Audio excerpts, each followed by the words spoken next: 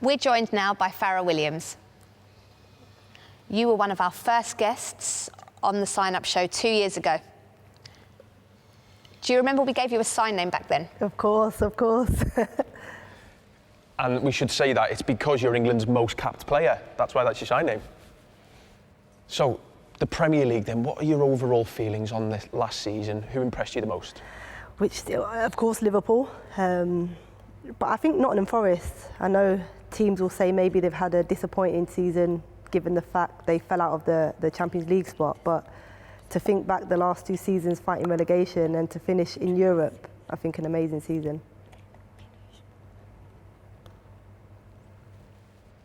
Completely agree. I think one thing I liked, I noticed a tactical shift. I feel like the last few years, a lot of teams played Pep's way, Guardiola's way, and now, you know, Forest showed they could play direct, Palace played direct. It was more exciting. What do you think? Do you agree with that? Absolutely. I was getting a little bit bored of watching the same style of football every single week. And obviously lots of errors come from playing that way with teams. But you're right, Nottingham Forest defensively, very well organised, and then in transition, super fast, super fast. We had Arne Slot on the programme earlier this season. We had such a great chat with him. I mean, it already seems like Liverpool are making signings preparing for next season. Do you think they'll retain it? I mean, the rumours of the signings that they're making, there's absolutely no reason why they can't. I think, you know, Arne Slot, I think he inherited a very good Liverpool team that Jurgen Klopp left him. They've adapted how they played under Klopp. They manage, you know, possession a lot better than they did under Klopp. They were quite transitional. But yeah, I think, you know, 2 new fullbacks, potentially a striker as well. It's looking frightening. And the fact that they retained, you know, Salah and Van Dijk, it's looking scary for the rest of the Premier League.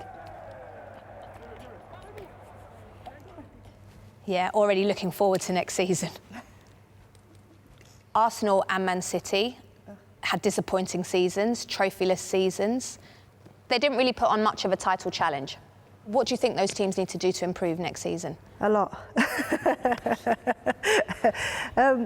It's difficult because for Arsenal, I think we've been saying for the last few years, they're a striker away from maybe winning the league, and yet the stubbornness, I guess, of Arteta still not to bring a striker in has probably been their downfall. So that's an area they need to invest in if they are to really compete next year.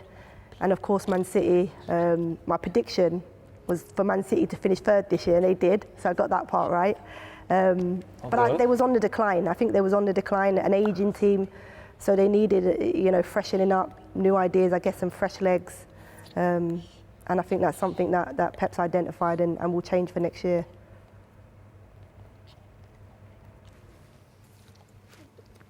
You mentioned Nottingham Forest earlier. They've had a fantastic season.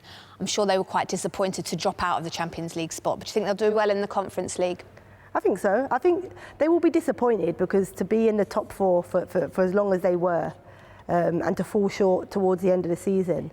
But I think on reflection, as a player, you know, that has gone from relegation battles to fighting for Champions League, they have to be proud of their achievements. And, you know, they've given their fans something to cheer about all year. They're kind of on that positive run. And I think, you know, the fans now have Europe to look forward to. And we've seen with Tottenham and Man United in terms of their fans going around Europe, supporting the team, and Forest are back in the big time. So, yeah, exciting for their fans. Man United have had the worst season and their lowest points in the Premier League. There's a lot going on at the club, but who is actually to blame? It's nice to hear that, right? That Man United aren't doing well. I think there's a lot of things. The hierarchy, recruitment, the manager, you know, giving him a new contract and then changing midway through. And then I think players, responsibility of players.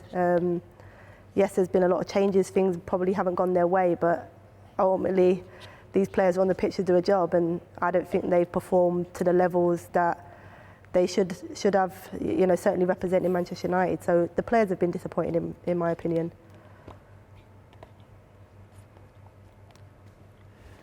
So moving on to Spurs then, you finally won a trophy, congratulations. Yes. But 17th I don't care. in the league. Don't care. I mean, looking ahead to next season, Ange in or out? I think it feels cruel to get rid of a manager after they've delivered a trophy to the club. But the form this season has been shocking. Is it the manager? Is it down to the injuries? Is it the support? Who knows, really, who's to blame? But I think he needs to be given a chance. I think he deserves that after delivering the trophy. And if he's not good enough, maybe then get rid of him. Maybe we could take Glasner. Not a chance. Either way, I'm happy, you know. What do you think, Farah, about Postecoglou? I would allow him to continue. I think, you know, he said it when he joined. I win a trophy in my second year, so he hasn't lied about that. He did absolutely that. But I think given his first season, when the fans were on board, and I think every neutral really enjoyed watching kind of that high line they played, aggressive style. But I feel like they got found out a little bit, and this season showed that.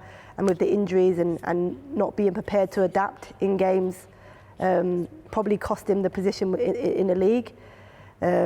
We saw in the Europa League that he was able to adapt in both the semi-final and the final and play the game, you know, with less possession, less opportunities at goal and get results. So he's shown he can adapt.